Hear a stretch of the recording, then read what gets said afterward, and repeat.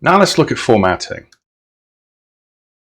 Formatting is going to take some explaining, because this is where you can really go to town with how you make your final compiled ebook have a particular look and feel. All right. So what you've got to start thinking about, remember up here in the separators, I told it to have a section break between adjacent text documents. See, we've got 20 here. These are all text documents. And you'll notice that that's a folder, that's a stack of documents, and that's a single document. Now, when you pick something in this area, you can decide what elements of the document that you've created to include in the final compilation. Remember, I told you this was written by programmers. So you can include or exclude things at compile time, which is really powerful when you get a hang of it. In the beginning, it's a bit kind of like, what am I trying to do here?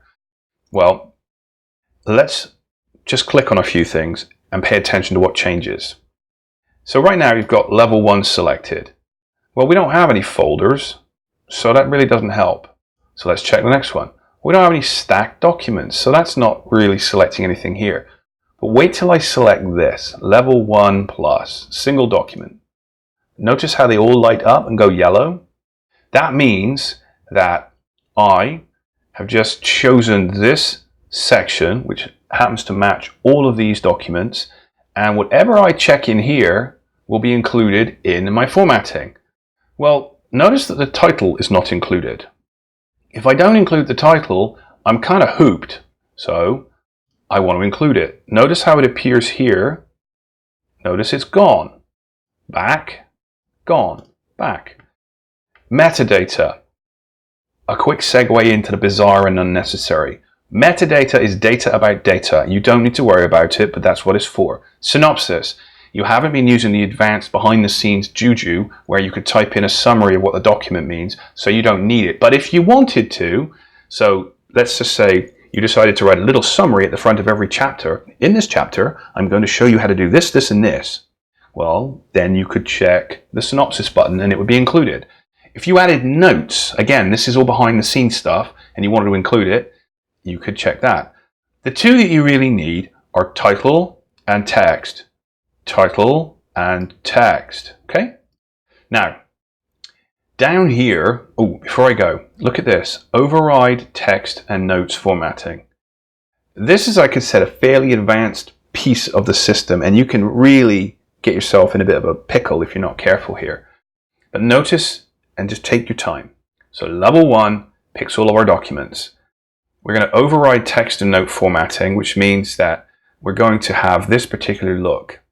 If I click options, and again, this is some advanced stuff. This allows you to create subtypes that inherit the previous type's type and so on and so forth. It gets a bit circular. You can play around with it to your heart's content. It's definitely worth studying after you've got comfortable with the basics. This course is about getting you from A to B with a compiled book. So let's not go down that rabbit hole because we'll be here all day.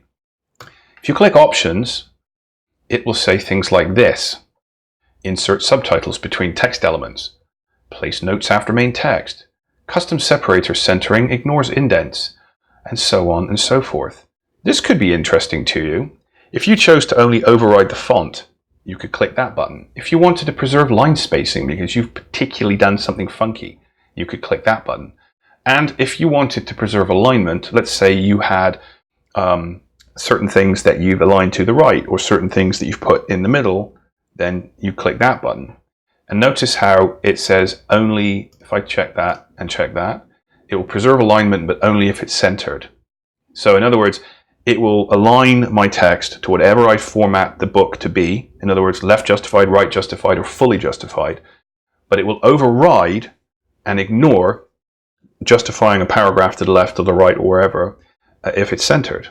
That's what that does. So that allows you to create centered text without losing all of your ability to format the entire book left or right or so on and so forth. Okay, so I'm going to leave that centered, although we don't actually have any text in our book centered right now, but I'm going to leave that nonetheless and come back.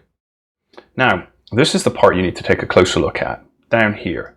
This is what a sample of your text is going to look like when your book is compiled. Your title is going to look like that. And your text is going to be slightly indented. It's going to be single line spacing. And then after that paragraph, you're going to have the next one. That's what it's going to look like. Leave it that way for now. Just take everything as is and run with it. You can tinker around with this stuff later. Trust me, it can suck up your days like nobody's business. By the way, section layout. Right now, the title is going to be at the top of the page. If you want your title to say start 6 lines down, there you go. Click on that. So the title of your book will start, sorry, not your book, title of each chapter will start 6 lines down on the page, which looks cool, by the way. You know, so it'll kind of give things a sexier look. So I recommend you maybe do that, or 5 or 3. And you can play around with this stuff to your heart's content. When you change the formatting in here, you are changing the formatting for this, which by definition means any of these that match this will look like that. Okay? This is the formatting for this type, which as you can see, because these are yellow and this is yellow, that means they're the same thing. So your title will be centered. It will be slightly italic. Your text will be indented half a chunk to the right, and then it will look like this. This is going to be fine. We're going to take that for now. Okay?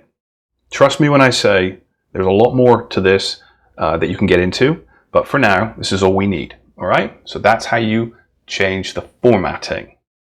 Remember, check what you need to include, uncheck what you don't want. We always want the title and we always want the text.